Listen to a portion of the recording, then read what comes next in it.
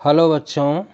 तो आज हम पढ़ने जा रहे हैं क्षितिज भाग 2 के गद्य खंड का पाठ एक कहानी यह भी, जिसे लिखा है प्रसिद्ध लेखिका मन्नू भंडारी ने।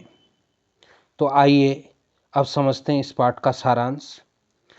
प्रस्तुत पाठ की एक कहानी यह भी, जिसकी लेखिका मन्नू भंडारी हैं, यह आत्मपरक शैली में लिखी गई एक आत्मकथा ही है, जिसमें मुख्य रूप से लेखिका ने अपने पिता तथा कॉलेज की अध्यापिका शीला अग्रवाल का विशेष रूप से उल्लेख किया है। सन 1946 और 47 में जब आज़ादी की लड़ाई में लेखिका की क्या भूमिका रही, इसका जिक्र भी इस कहानी में किया गया है। लेखिका का जन्म मध्य प्रदेश के भानुपुरा नामक स्थान में हुआ था। उस समय उनके पिता अजमेर में रहते थे। उनके पिता हमेशा पुस्तकों के बीच में कुछ न कुछ पढ़ते ही रहते थे।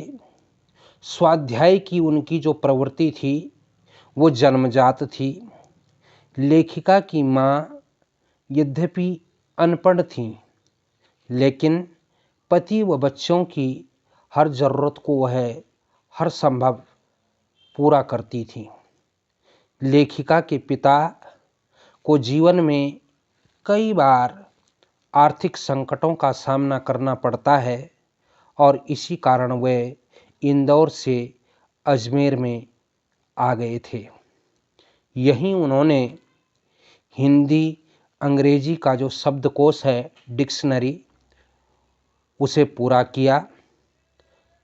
लेखिका के पिता को समाज में सम्मान व प्रतिष्ठा तो बहुत मिली, लेकिन धन का उनके जीवन में सदैव अभाव रहा और इसी कारण हमेशा वे अपनी आर्थिक तंगी को अपने बच्चों से छिपाते रहे। अभावग्रस्त जीवन जीने से वे कुछ क्रोधी स्वभाव के हो चले थे और कभी कभी लेखिका की माँ को उनके इस क्रोध का सामना करना पड़ता था। अब लेखिका बताती हैं कि उनके पिता को की जो मुख्य कमजोरी थी वो गोरा रंग था, अर्थात गोरा रंग उन्हें अत्यधिक पसंद था, जबकि लेखिका का रंग क्या था, सांवला था। और सांवला रंग होने के कारण उनके पिता उनसे अधिक बातें न करके उनकी जो बड़ी बहन, जिसका नाम सुशीला था, जो गोरे रंग की थी, उन्हीं से उनके पिता अक्सर विचार विमर्श करते थे। और इस बात का क्या परिणाम निकला कि इसी व्यवहार के कारण लेखिका भी हीन भावना से ग्रसित होती चली गई। लेखिका की माँ, जो धैर्य और सहन शक्ति की साक्षात मूर्ति थी, वह अपने पति और बच्चों की सारी उचित अनुचित फरमाइशों को सदैव पूरा करने का प्रयास करती थी। लेखिका को जब अपने बचपन के दिनों की बात याद आती है तो वह इस पाठ के माध्यम से बोलती हैं कि उस समय घर की दीवारें पड़ोस तक फैली होती थीं, अर्थात बच्चों को खेलने कूदने के लिए बड़े बड़े आंगन थे। सभी पड़ोसी परिवार एक परिवार के समान रहते थे, लेकिन आज स्थितियां पूर्ण रूप से बदल चुकी हैं।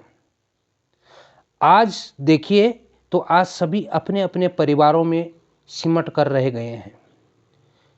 लेखिका को सबसे पहले अपने वजूद का एहसास उस वक्त होता है जब उनकी बड़ी बहन सुशीला की शादी हो जाती है और दोनों बड़े भाई पढ़ाई के लिए बाहर चले जाते हैं।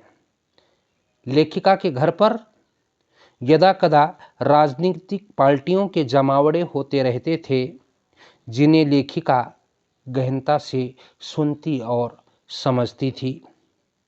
जब लेखिका कॉलेज गई तो कॉलेज के प्रथम वर्ष में शीला अग्रवाल से उनका संपर्क हुआ और उन्हीं की अच्छी आदत के कारण, उन्हीं के निर्देशन के कारण लेखिका को साहित्य अध्ययन में रुचि बढ़ी। गुलामी से छुटकारा पाने के लिए उन दिनों आज़ादी के लिए तरह तरह के प्रयास किए जा रहे थे। जगह जगह प्रभात फेरियां, हड़तालें, जुलूस व भाषण सभाओं का आयोजन हो रहा था। इसी कारण लेखिका के मन में भी देशभक्ति की ज्वाला भड़क उठी और वह भी इन कार्यक्रमों में बढ़ चढ़कर हिस्सा लेने लगी। एक दिन की बात है, कॉलेज के प्रिंसिपल का एक शिकायती पत्र उनके पिता के पास पहुंचा। उसमें लिखा गया था कि आप शीघ्रता से विद्यालय में आकर के मुझसे मिले। यह देख कर के लेखिका के पिता आग बबूला हो गए। कहने लगे, यह तो मुझे कहीं भी मुंह दिखाने के लायक नहीं छोड़ेगी। यह देखकर लेखिका ज़्यादा भयभीत हो जाती हैं और वह डर के कारण पड़ोस के घर में जाकर के छिप जाती हैं। लेकिन कुछ समय पश्चात जब पिताजी कॉलेज से वापस घर लौटे तो बड़े प्रसन्न थे। उन्हें अपनी बेटी की देशभक्ति पर नाज था और उनके इस हंसते हुए चेहरे को देखकर पहले तो लेखिका हतप्रभ रह जाती हैं, क्योंकि उन्हें ऐसा विश्वास ही नहीं था। उसके बाद एक बार आज़ाद हिंद फौज के मुकदमे के सिलसिले में कॉलेजों, स्कूलों और दुकानों के लिए हड़ताल का आह्वान था। छात्र लोगों को हड़ताल के लिए प्रोत्साहित कर रहे थे। लेखिका भी इसमें बढ़ चढ़कर हिस्सा ले रही थी। तभी उनके पिता के एक मित्र, जो कि दकियानुसी किस्म के थे, दकियानुसी से तात्पर्य है जो अपनी प्राचीन काल की परंपराओं में विश्वास रखने वाले हों, तो वह जो मित्र थे दकियानुसी जो किस्म के थे, वह उनके पिता के पास आए और उनसे कहने लगे कि मन्नू की तो मत मारी गई है, वह चौराहे पर हड़ताल करवा रही है। इसी दृश्य को एक अन्य व्यक्ति, जिनका नाम डॉक्टर अम्बालाल था, उन्होंने देखा। वे लेखिका के पिता को बधाई देने के लिए उनके घर पहुंच जाते हैं कि तुम्हारी बेटी ने तो वह काम कर दिखाया है जो बड़े बड़े सूरमा नहीं कर पाए। यह सुनकर लेखिका के पिता बड़े भावुक हो गए, गदगद हो जाते हैं। इसके बाद एक दिन कॉलेज प्रशासन ने लड़कियों को भड़काने के कारण लेखिका के प्रति अनुशासन बिगाड़ने की कार्यवाही कर डाली। इनका कक्षा में प्रवेश निषेध किया गया। फिर कॉलेज के बाहर रहकर सभी छात्र छात्राओं के द्वारा हुड़दंग मचाया गया। विवश होकर कॉलेज प्रशासन ने तृतीय वर्ष की कक्षाएं खोल दी। सभी को जीत की खुशी थी, लेकिन सर्वाधिक खुशी तो 15 अगस्त 1947 को मिली थी, जब हमारा देश अंग्रेज़ों की गुलामी से सदा सदा के लिए मुक्त हो गया था। तो बच्चों, इस आत्मकथा नामक इस पाठ से हमें यह प्रेरणा मिलती है, यह संदेश मिलता है कि हमें यह जो आज़ादी मिली है यह आसानी से प्राप्त नहीं हुई है, बल्कि इसे प्राप्त करने के लिए अनेकों वीरों को अपने प्राणों की आहुति भी देनी पड़ी है। हमें उन सभी वीरों का, सेनानियों का, आंदोलनकारियों का हृदय से आभार प्रकट करना चाहिए। धन्यवाद।